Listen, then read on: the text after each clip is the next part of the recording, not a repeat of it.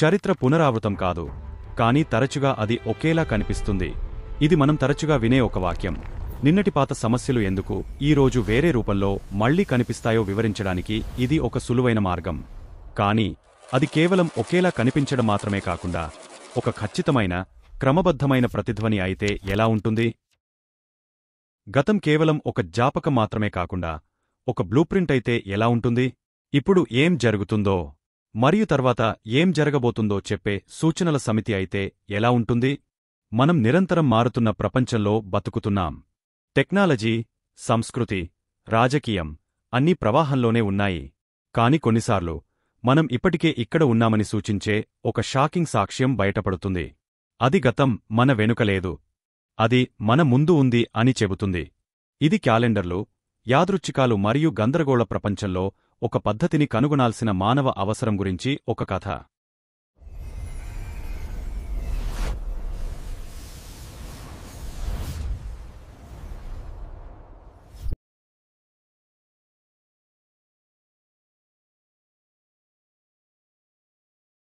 మరియు ఆ షాకింగ్ సాక్ష్యం ఒక క్యాలెండర్.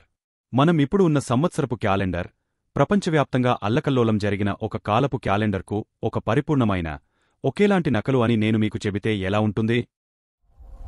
వారంలోని ప్రతిరోజు, ప్రతి పండుగ అన్నీ సంపూర్ణంగా సరిపోతాయి. ఇది ఒక విచిత్రమైన, సరదా యాదృచ్ఛికంలా అనిపించవచ్చు. మీరు ఆ చారిత్రక సంవత్సరంలో ఏం జరిగిందో చూడటం ప్రారంభించే వరకు. 1941 లోతుగా మార్పులు, ప్రపంచ సంఘర్షణలు జరిగిన సంవత్సరం. ఒక ఖండం యుద్ధంలో మునిగిపోయిన సంవత్సరం.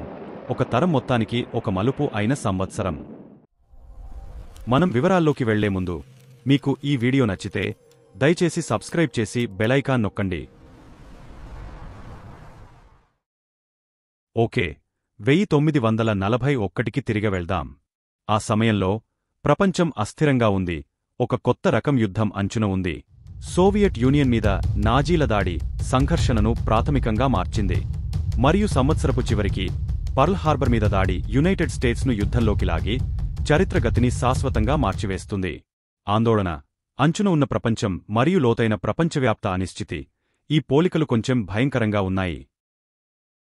మరి ఈ రోజు ఎలా ఉంది? మనం 2025లో ఉన్నప్పుడు లోతైన ప్రపంచ అనిశ్చితి అనే ఒకే రకమైన భావన గాలిలో ఉంది.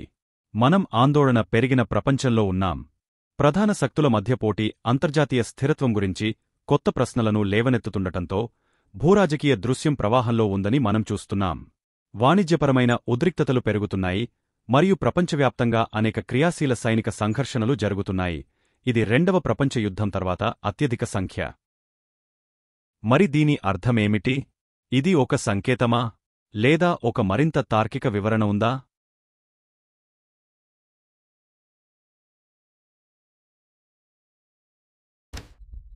కాని క్యాలెండర్ ఆ పజిల్లోని ఒకే ఒక భాగం కాదు. ఒకవేళ క్యాలెండర్లు సరిపోకపోయినా, సంఘటనలు సరిపోతే ఎలా ఉంటుంది? కొన్ని సంవత్సరాల వెనక్కి వెళ్లి 1918లోని స్పానిష్ ఫ్లూ మహమ్మారికి మరియు 2020లోని కోవిడ్ మహమ్మారికి మధ్య ఉన్న ఆశ్చర్యకరమైన పోలికలను చూడండి. ఇక్కడ చరిత్ర ఒకేలా కనిపించడం కాకుండా ఒక ప్రత్యక్ష ప్రతిధ్వనిలా అనిపిస్తుంది. వివరాలు భయంకరంగా ఒకేలా ఉన్నాయి. ప్రపంచవ్యాప్తంగా వ్యాపించిన ఒక కొత్త వైరస్, ఒక వ్యాక్సిన్ కోసం నిరాశతో కూడిన అన్వేషణ, ఒక ఆరోగ్య సంరక్షణ వ్యవస్థ దాని పూర్తి పరిమితికి నెట్టబడింది, మరియు మాస్కులు ధరించడం మరియు క్వారంటైన్ వంటి ప్రాథమిక ఆరోగ్య చర్యల గురించి ఒక బహిరంగ చర్చ. రెండు కాలాల్లోనూ ప్రజలు ఆర్థిక లాక్డౌన్, ఉద్యోగాల నష్టం మరియు సామాజిక అస్థిరత అనే విస్తృతమైన భావనతో పోరాడారు. ఆ 2 సంవత్సరాల క్యాలెండర్లలోని తేదీలు పూర్తిగా భిన్నంగా ఉన్నాయి. కాని మానవ అనుభవం, భయం, చర్చలు మరియు పునరుద్ధరణ, ఆ భాగం దాదాపు ఒకేలా ఉంది. కాబట్టి మన దగ్గర క్యాలెండర్ సరిపోతుంది, కాని సంఘటనలు సరిపోకపోవచ్చు. మరియు సంఘటనలు దాదాపు పరిపూర్ణంగా సరిపోతాయి, కాని క్యాలెండర్ సరిపోని మరొక కేసు ఉంది. ఇక్కడ సాధారణమైన అంశమేమిటి? మరియు నిజంగా ఏమి జరుగుతోంది? ఇది విశ్వం నుండి వచ్చిన సంకేతమా, లేదా అది కేవలం ఒక శక్తివంతమైన భ్రమనా?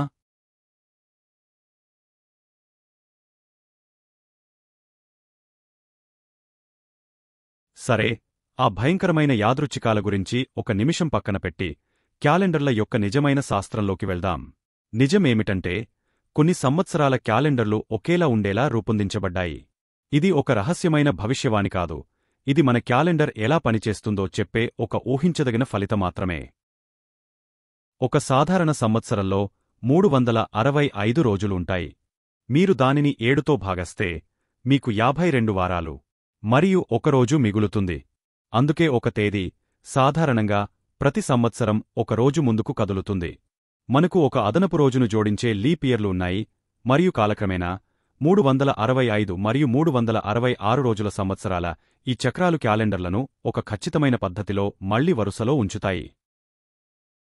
మరియు ఇది మీరు అనుకున్నదానికంటే చాలా సాధారణం.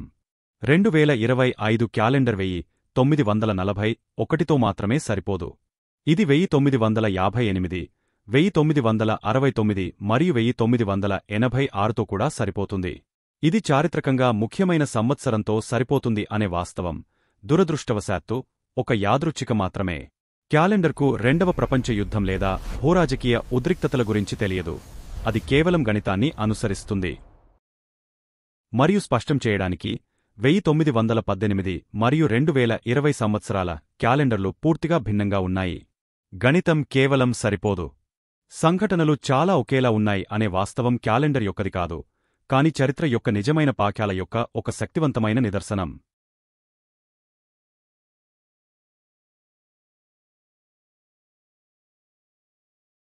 అయితే ఇది కేవలం గణితమైతే మనం దానిని ఎందుకు అంత ఆకర్షణీయంగా భావిస్తాం? సమాధానం మన మెదడు ఎలా అనుసంధానించబడి ఉందనే దానిలో ఉంది.